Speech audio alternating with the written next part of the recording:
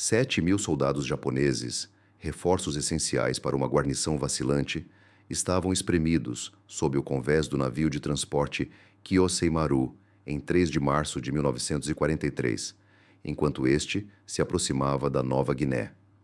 O coronel Takeshi Nakamura permaneceu imperturbável na ponte, alheio ao iminente ataque aéreo americano. Ele subestimou a ameaça dos bombardeiros médios, convencido de que um comboio fortificado no mar era imune a tais ataques. Em poucas horas, aprenderia uma dura lição. O poder destrutivo do bombardeio de salto, uma estratégia nova para ele e que havia transformado os bombardeiros B-25 Mitchell em formidáveis armas de afundamento de navios. 1942 foi um ano de pesadelo para as forças aliadas no Pacífico, com conquistas japonesas que se estendiam das Ilhas Aleutas às Ilhas Salomão, formando um império inexpugnável. No sudoeste do Pacífico, as tropas do general Douglas MacArthur mantiveram tenazmente posições estratégicas na Austrália e na Nova Guiné, enquanto comboios japoneses navegavam livremente pelas águas, reabastecendo e reforçando suas guarnições distantes. Para o tenente-general George Kenney, comandante da 5ª Força Aérea, a situação era mais do que frustrante. Seus bombardeiros se mostraram ineficazes contra a marinha japonesa. Os bombardeios convencionais de alta altitude contra navios velozes foram tentativas infrutíferas. Bombas lançadas de 6.000 metros de altura ofereciam amplo aviso aos capitães inimigos para que evitassem o perigo. No entanto, uma solução revolucionária estava no horizonte, transformando um bombardeiro médio convencional em um formidável contratorpedeiro marítimo e alterando para sempre a guerra naval no Pacífico. Apesar de as tripulações de bombardeiros americanos acreditarem que tinham mirado perfeitamente, as bombas frequentemente erravam e atingiam o oceano vazio, enquanto os contratorpedeiros e transportes japoneses continuavam ilesos. A matemática do combate aéreo era cruelmente direta e desanimadora. Um navio viajando a 20 nós podia cobrir cerca de 213 metros antes que uma bomba lançada de grande altitude o atingisse. Essencialmente, as tripulações de bombardeiros tentavam atingir alvos em movimento sem enxergar, um fato do qual os japoneses estavam cientes. Eles se tornaram mais ousados em seus movimentos de comboios navais, seguros na crença de que o poder aéreo americano não era um perigo substancial para embarcações habilmente navegadas. Kenney entendia a necessidade de mudança. O terreno acidentado da Nova Guiné tornava o bombardeio de média altitude amplamente ineficaz contra alvos terrestres, mas era a guerra marítima que o mantinha acordado à noite. As linhas de suprimento japonesas eram a força vital de seu império do Pacífico. Interrompa essas linhas e toda a máquina de guerra inimiga sucumbiria lentamente à hemorragia. Inicialmente, os bombardeiros americanos precisavam de treinamento para atingir navios com precisão. A resposta chegou inesperadamente, de um ex-piloto grisalho da Marinha chamado Paul Papi Gunn. Vindo do Arkansas e criado nas Filipinas, Gunn suportou a invasão japonesa de Manila e sofreu enquanto sua família era levada para campos de concentração inimigos. Agora servindo na Força Aérea do Exército, ele nutria um rancor feroz contra os japoneses. Ainda mais crucial, ele possuía proeza mecânica e uma mentalidade inventiva que o poder aéreo americano urgentemente carecia. Em colaboração com o representante de campo da aviação norte-americana, Jack Fox, em um campo de aviação em Townsville, Austrália, Gunn iniciou modificações inovadoras no bombardeiro B-25 Mitchell. A aeronave convencional era equipada apenas com armamento defensivo leve em sua seção de nariz transparente, projetada para que um bombardeiro avistasse alvos com sua mira de bombardeio Norden enquanto estivesse deitado. Gunn imaginou algo contrastante: um caça capaz de voar e adornado com metralhadoras de tiro frontal. O modelo inicial era rudimentar, mas intrigante.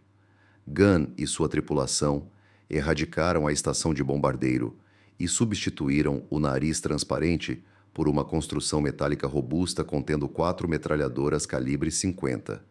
Canhões adicionais foram instalados em pods em ambos os lados da fuselagem.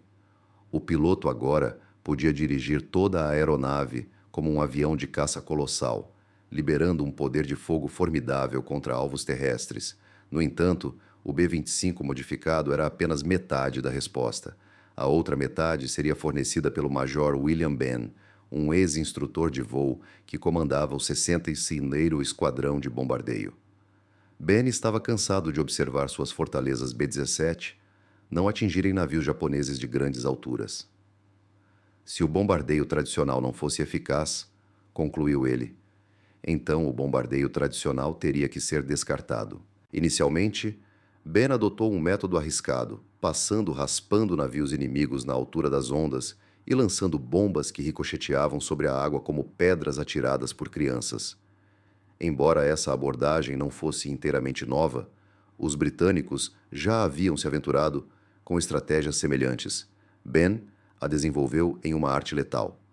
Voando 60 metros acima do mar, a velocidades próximas a 480 km por hora, os bombardeiros podiam lançar sua carga útil a apenas 275 metros de distância.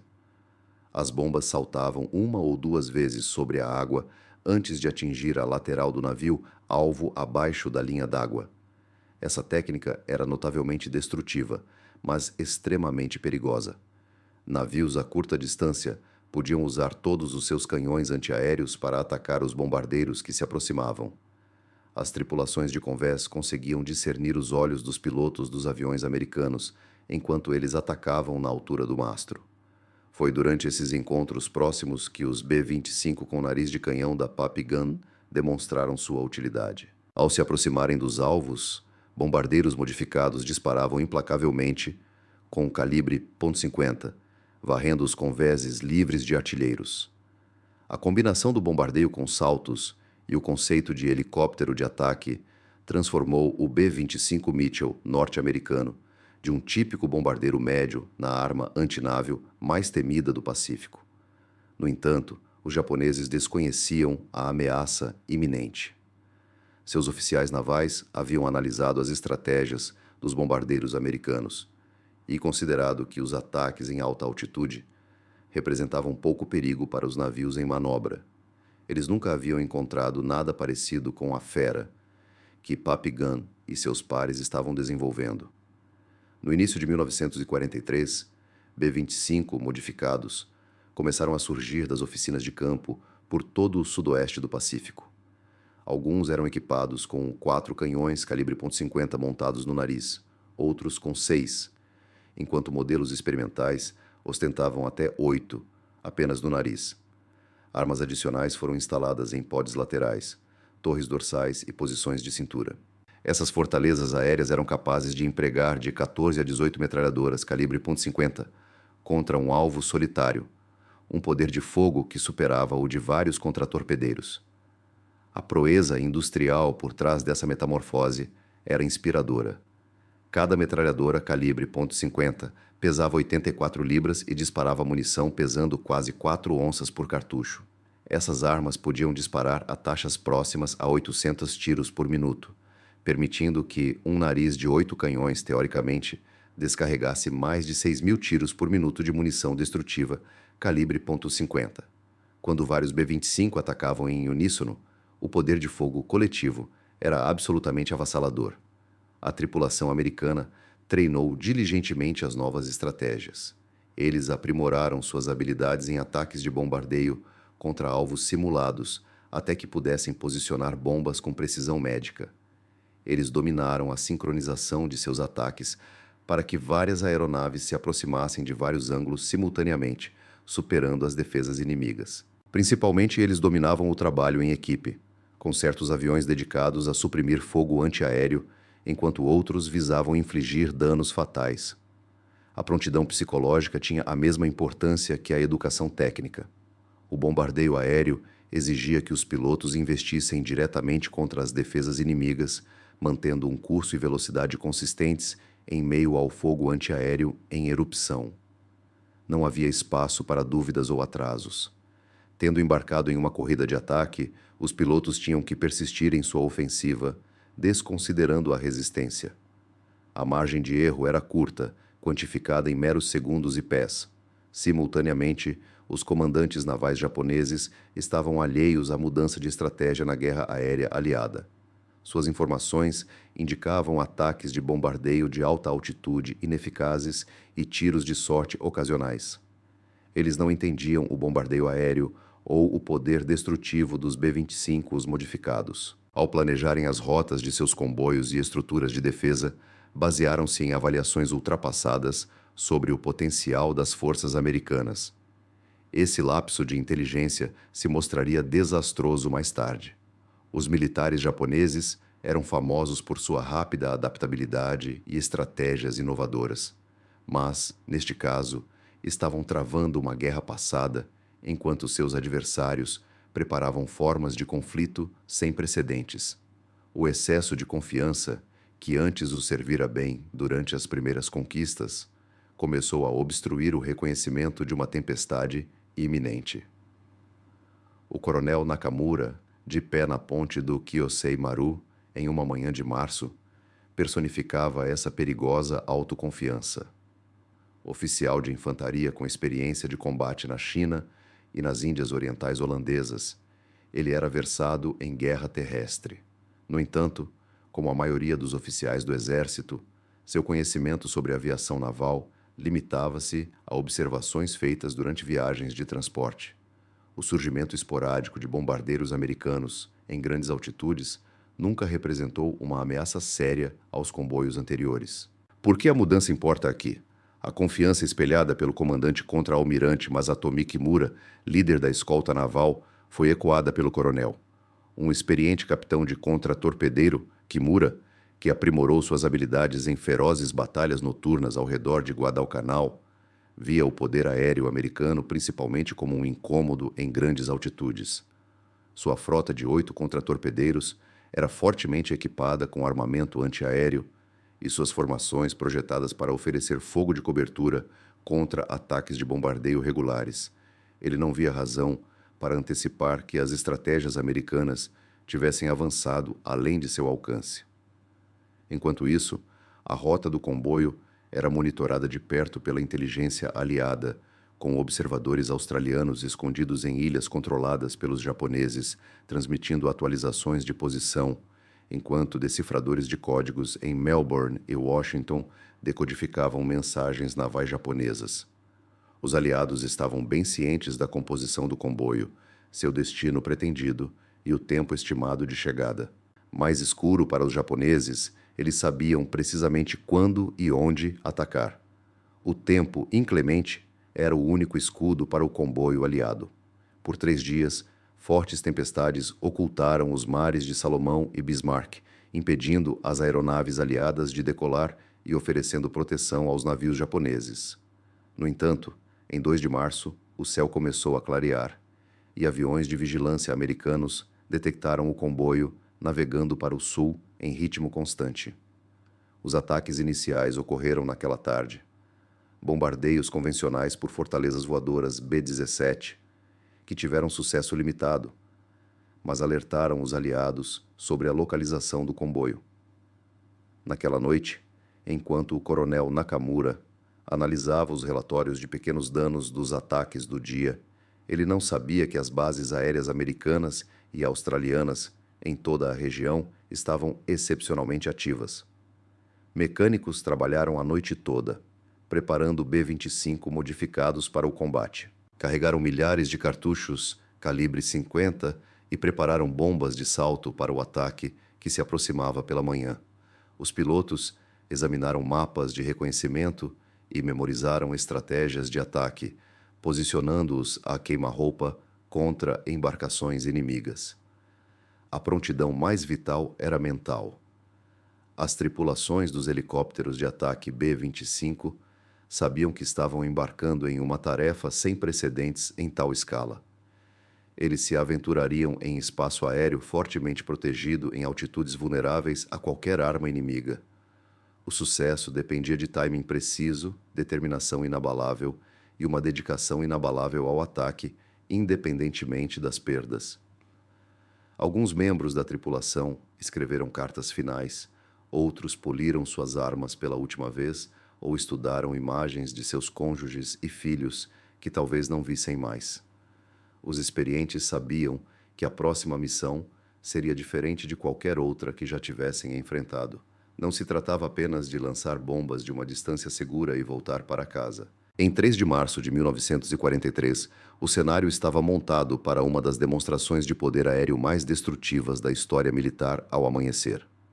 O comboio japonês, a poucos quilômetros de seu destino, navegou com confiança inabalável em direção à Bahia.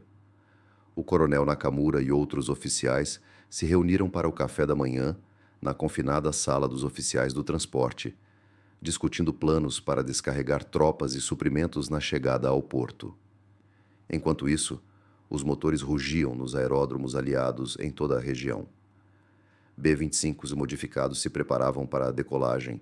Os pilotos verificavam os controles e as armas uma última vez antes de revelar o nariz de 8 canhões que redefiniria esta batalha. Um sistema de armas que o inimigo desconhecia, possuindo imenso poder destrutivo. Em questão de horas, o coronel Nakamura testemunharia uma mudança revolucionária no combate aéreo. As estratégias tradicionais eram insuficientes contra armas e técnicas que assombravam os oficiais da Marinha em pesadelos. A frota japonesa avançava em direção a uma revolução tecnológica militar, sem possibilidade de retirada. Precisamente às 10h15 do dia 3 de março de 1943, o coronel Nakamura examinava as listas de transporte quando os alarmes iniciais de ataque aéreo começaram a soar por toda a frota. No horizonte, pequenos pontos se expandiam rapidamente, mas não eram os B-17 de alta altitude, aos quais os japoneses estavam acostumados.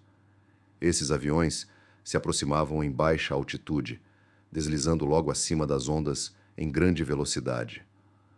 O coronel correu para a ala da ponte e espiou através de seus binóculos.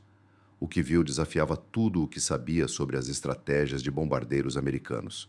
Uma frota de aeronaves bimotoras avançava diretamente em direção à frota a uma altitude de apenas 15 metros acima da água. O mistério se aprofundou à medida que pareciam convergir de várias direções ao mesmo tempo, sugerindo uma complexa estratégia de ataque. No contratorpedeiro Shirayuki, os operadores de radar relatavam freneticamente distâncias e ângulos, mas esses dados eram quase inúteis. Ao contrário dos esquadrões de bombardeio padrão, com altitudes e rumos previsíveis, essas aeronaves se aproximavam tão perto do solo que mal eram visíveis nos radares e viajavam a velocidades tão altas que os sistemas de artilharia não conseguiam segui-las com eficiência. O ataque inicial veio de caças de proa da Força Aérea Real Australiana, aviões bimotores carregados com canhões e metralhadoras. Eles cruzaram rapidamente o comboio, suas armas disparando letalmente enquanto miravam estruturas de pontes e posições antiaéreas. Marinheiros que operavam canhões de convés a poucos momentos estavam se protegendo ou parados onde os projéteis os atingiram, mas os caças de proa eram apenas um prelúdio. Atrás deles estavam os B-25 modificados, e o coronel Nakamura viu a criação de Papigum pela primeira vez. A frente do bombardeiro Mitchell da frente era diferente das estações Bombardier transparentes às quais ele estava acostumado, parecendo uma massa sólida de metal adornada com os canos escuros de múltiplas metralhadoras calibre 50. O piloto daquele B-25 da frente era o Major Edward Larner, um texano reservado que havia passado meses dominando a habilidade de bombardeio de salto. Enquanto mirava no transporte Maru, o dedo de Larner pairou sobre o gatilho da arma enquanto seu bombardier se preparava para descarregar sua carga letal. O Mitchell estava agora a poucos metros do comboio e se aproximava rapidamente. O que aconteceu em seguida ficaria gravado na mente de todos os sobreviventes japoneses. Os 8 canhões calibre 50 montados no nariz de Larner começaram a disparar simultaneamente, produzindo uma sequência de balas traçantes que pareciam ligar sua aeronave diretamente ao navio inimigo. Balas calibre 50, pesando cerca de 113 gramas cada, causaram danos severos à estrutura do transporte. As janelas da ponte se estilhaçaram com o impacto. As guarnições de artilharia antiaérea foram subjugadas como folhas em uma tempestade. A exatamente 270 metros do alvo, o bombardeiro de Larner lançou duas bombas de 227 quilos, equipadas com espoletas de retardo de 4 segundos. O avião Mitchell voou diretamente acima do transporte, enquanto as bombas deslizavam pela água como pedras atiradas por gigantes. A primeira bomba atingiu o casco do Teumaru, ligeiramente acima da linha d'água, penetrando profundamente no navio antes de detonar. A segunda bomba atingiu mais a popa e explodiu abaixo da linha d'água, criando uma grande abertura que imediatamente encheu a sala de máquinas com água. O coronel Nakamura olhou incrédulo enquanto o Teumaru começava a se inclinar pesadamente para estibordo. Em menos de 30 segundos, um bombardeiro americano conseguiu o que vários bombardeios de alta altitude não conseguiram fazer. No entanto, a aprovação estava longe de terminar. Seguindo Larner, 11 bombardeiros B-25 adicionais apareceram, cada um adornado com armas de tiro frontal e carregado com bombas capazes de afundar navios. Os artilheiros antiaéreos japoneses, que haviam conseguido sobreviver aos ataques iniciais, se encontraram em uma situação terrível. Essas aeronaves que se aproximavam estavam voando muito rápido e muito baixo para que as estratégias antiaéreas convencionais funcionassem efetivamente. Tripulações treinadas para combater formações de alta altitude agora se deparavam com alvos passando rapidamente na altura dos olhos. O esforço mental era imenso.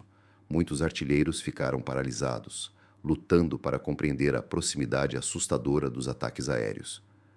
No contratorpedeiro Asashio, o tenente-comandante Sato gritava instruções para suas equipes de artilharia, mas seus comandos eram abafados pelo ruído do motor e pelo clamor das bombas detonando. O armamento primário de sua embarcação era voltado para enfrentar ameaças de superfície, não para ataques aéreos de alturas tão próximas. Os canhões antiaéreos de disparo rápido mostraram-se insuficientes para perseguir rapidamente alvos viajando a 480 km/h a apenas 15 metros de distância. O segundo B-25 da formação, tripulado pelo tenente Ralph Deloach, optou pelo transporte Kyoshimaru como seu objetivo. Este navio era do coronel Nakamura, transportando mais de 800 soldados japoneses despreparados para o horror iminente. Deloach executou uma estratégia de aproximação impecável. Seus 8 canhões dianteiros varreram sistematicamente o convés do transporte, da popa à proa, dizimando posições antiaéreas e incitando o pânico entre as tropas que lutavam por qualquer abrigo concebível. O ataque subsequente com bombas foi notavelmente preciso. A bomba inicial de Deloach atingiu o transportador na seção central e penetrou na sala de máquinas antes de detonar. A explosão ceifou a vida de vários soldados congestionados nos convéses inferiores e rompeu as tubulações de vapor primárias do navio.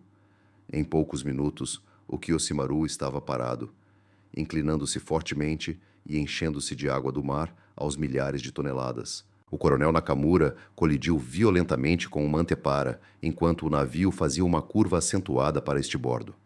A iluminação de emergência pulsava enquanto os sistemas de energia primários funcionavam mal. Os gritos dos soldados feridos e o barulho ensurdecedor da água subiam de baixo. Apesar de servir em conflito por mais de uma década, isso era diferente de tudo que o coronel Nakamura já havia vivenciado.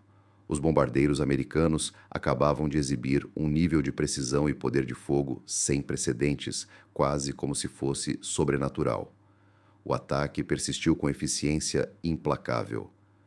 Cada B-25 mirou em seu objetivo, imitando a mesma estratégia letal: aproximar-se na altura das ondas enquanto bombardeava o navio inimigo com tiros concentrados e, em seguida, detonar uma bomba que ricocheteou na água antes de escapar ilesa. Um comboio japonês, antes confiante, rumo à lei, estava sendo dizimado por táticas que nunca haviam enfrentado e armas contra as quais não conseguiam se defender com eficácia. Transporte após transporte sucumbiu à destrutiva combinação de bombardeios aéreos e aéreos. O Teumaru capotou e submergiu 20 minutos após ser atingido. O Nojima Maru se partiu após 3 impactos diretos. O Kembumaru explodiu em chamas quando o combustível de aviação se inflamou em explosões subsequentes. A operação de reforço, meticulosamente coordenada, estava rapidamente se transformando em uma catástrofe marítima sem precedentes. Os comandantes dos contratorpedeiros se esforçaram para orientar suas embarcações para melhorar a proteção antiaérea, apenas para se verem envolvidos em um conflito tridimensional para o qual não estavam preparados. Bombardeiros americanos atacaram de várias altitudes e direções simultaneamente. No alto, fortalezas pesadas de B-17 persistiram com bombardeios convencionais, obrigando os contratorpedeiros a defender formações antiaéreas.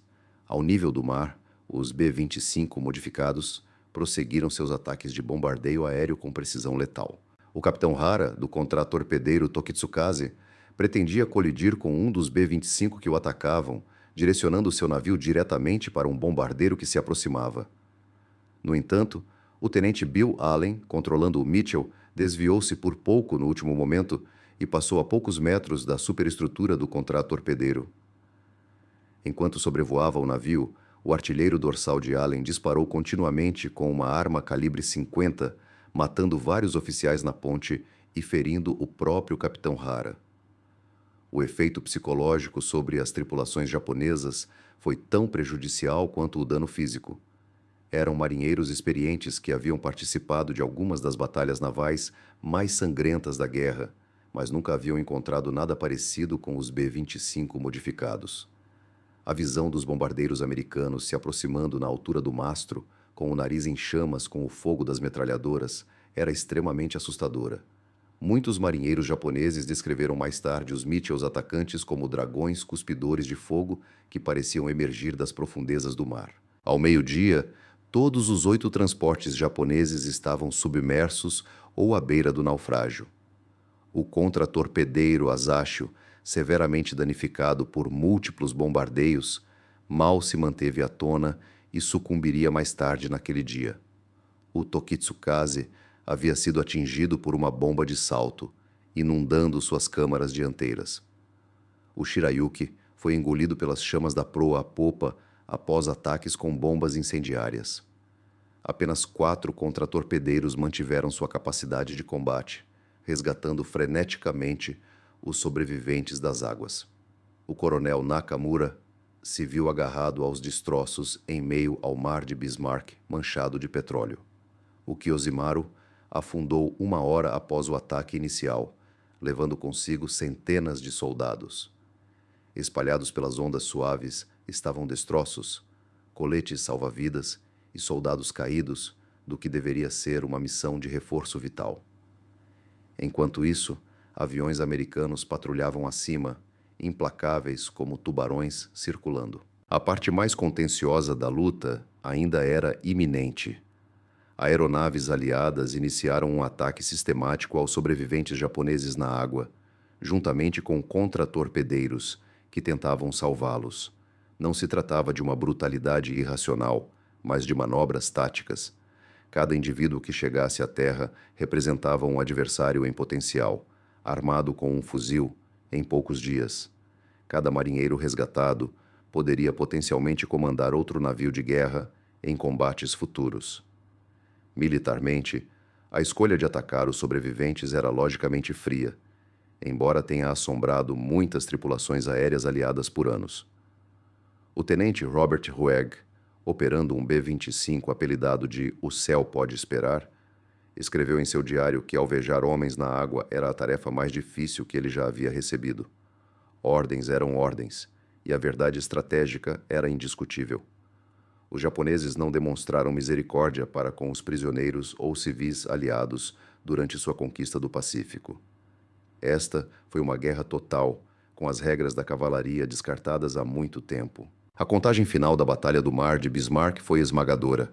Dos 8 transportes japoneses e 4 contratorpedeiros de escolta, todos foram submersos. Apenas 1.300 dos aproximadamente 7.000 soldados que embarcaram em Rabaul conseguiram chegar à Nova Guiné.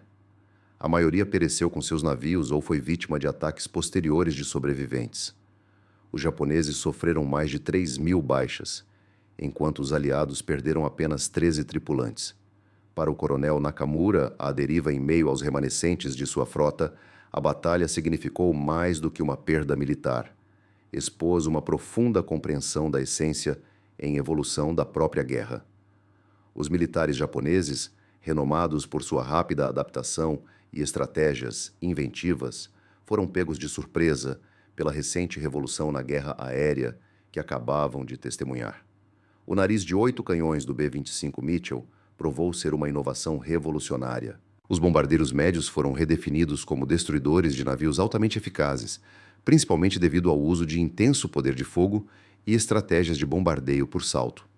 Essa transformação demonstrou significativamente a inovação e a adaptabilidade da indústria americana, alterando, em última análise, todo o curso da Guerra do Pacífico. Além do campo de batalha imediato, o efeito psicológico foi profundo.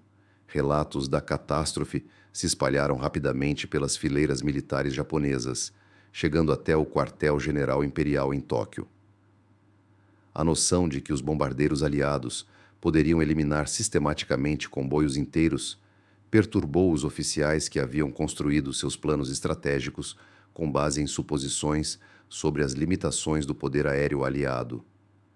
Até o imperador Hirohito foi informado sobre essa batalha e suas implicações. Embora a perda de tropas e navios tenha sido significativa, a mudança tática exibida pelos aliados foi ainda mais alarmante. Se os bombardeiros americanos infligiram danos tão destrutivos aos comboios protegidos, que implicações isso teve para a capacidade do Japão de sustentar seu vasto império do Pacífico? Essa pergunta foi respondida nos meses seguintes. A Batalha do Mar de Bismarck sinalizou o fim dos esforços japoneses para reabastecer suas guarnições na Nova Guiné por mar. A partir de então, eles não tiveram escolha a não ser depender de submarinos e ataques rápidos de contratorpedeiros sob o manto da noite. As rotas de comboios antes vitais, que alimentaram suas vitórias no Pacífico, agora se transformaram em zonas perigosas, monitoradas por B-25s modificados, famosos por seus formidáveis narizes de 8 canhões. Após a batalha, a produção americana de variantes de aeronaves de ataque aumentou significativamente. A fábrica de aviação da América do Norte, em Inglewood, Califórnia, começou a produzir modelos B-25J equipados com narizes de 8 canhões instalados de fábrica para operações antinávio. A variante Strafer, formalmente identificada, causou estragos na navegação marítima japonesa no Pacífico. O manual de batalha, escrito após o conflito do Mar de Bismarck, serviu de base para melhorias adicionais ao longo do restante da guerra. O bombardeio de salto surgiu como um método padrão para bombardeiros médios visando navios de guerra. A poderosa estratégia de ataque de concentração, iniciada pelo Pep Gun, foi ampliada para outras aeronaves, incluindo o Douglas A-20 Havoc e, posteriormente, o A-26 Invader. O coronel Nakamura, um dos sortudos sobreviventes da batalha, que acabou sendo salvo por um submarino japonês, dedicou o restante da guerra a elaborar contra-ataques contra as estratégias de bombardeio de salto dos aliados. Seus relatórios de quartel-general ressaltaram o papel vital do posicionamento de armas antiaéreas e do treinamento de tripulação de curto alcance. No entanto, a questão central permaneceu sem solução. 1. Os navios se mostraram excessivamente expostos a ataques aéreos de ondas altas, com aeronaves inimigas fornecendo poder de fogo concentrado. As consequências estratégicas transcenderam os avanços táticos imediatos. O naufrágio do comboio sinalizou o fim da autoridade japonesa sobre a Nova Guiné. Desprovidas de reforços e provisões, guarnições isoladas enfraqueceram sob o ataque contínuo dos aliados. Em poucos meses, tropas americanas e australianas iniciaram sua marcha inflexível costa acima, auxiliadas pelos mesmos B-25 que demonstraram destreza destrutiva no Mar de Bismarck. O mito do nariz de 8 canhões floresceu a cada missão triunfante. Os marinheiros japoneses apelidaram esses B-25 modificados de contratorpedeiros voadores, desenvolvendo um medo quase irracional de sua presença. A vantagem psicológica era substancial. Navios adversários frequentemente dispersavam a formação e recuavam ao avistar Mitchells se aproximando, mesmo quando possuíam poder de fogo defensivo suficiente para retaliar com eficácia. Ao final da guerra, B-25s modificados haviam afundado ou danificado inúmeras embarcações japonesas no Pacífico.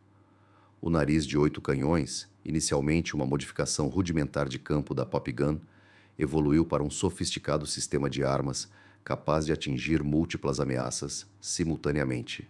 Versões do final da guerra até carregavam metralhadoras de calibre 1850 em diversos locais, tornando-os os bombardeiros mais fortemente armados já construídos.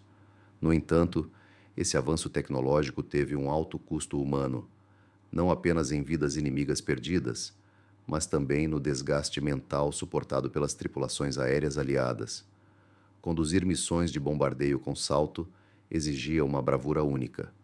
Os pilotos tinham que perseguir implacavelmente seus ataques de perto, muitas vezes navegando através de saraivadas de fogo antiaéreo, mantendo o curso de precisão e a velocidade essenciais para o lançamento preciso de bombas. Após completarem o serviço militar, vários membros da tripulação aérea tiveram dificuldade em se adaptar à vida civil após os intensos combates aéreos de curta distância. O coronel Nakamura emergiu da guerra e, por fim, estabeleceu-se no Japão, onde ocupou vários cargos administrativos durante o período de reconstrução do pós-guerra. Em suas memórias posteriores, ele detalhou extensivamente a Batalha do Mar de Bismarck e sua influência na estratégia militar japonesa. Ele atribuiu a eficácia esmagadora dos B-25 atualizados a uma mudança fundamental nas táticas navais japonesas, contribuindo significativamente para sua eventual derrota. O nariz de 8 canhões do B-25 Mitchell realizou o que as armas tradicionais não conseguiram. Tornou os navios inseguros para o transporte em águas contenciosas, e o impacto psicológico foi tão significativo quanto a destruição física. Durante a Segunda Guerra Mundial, os comandantes navais japoneses não podiam mais contar com viagens seguras e escoltadas.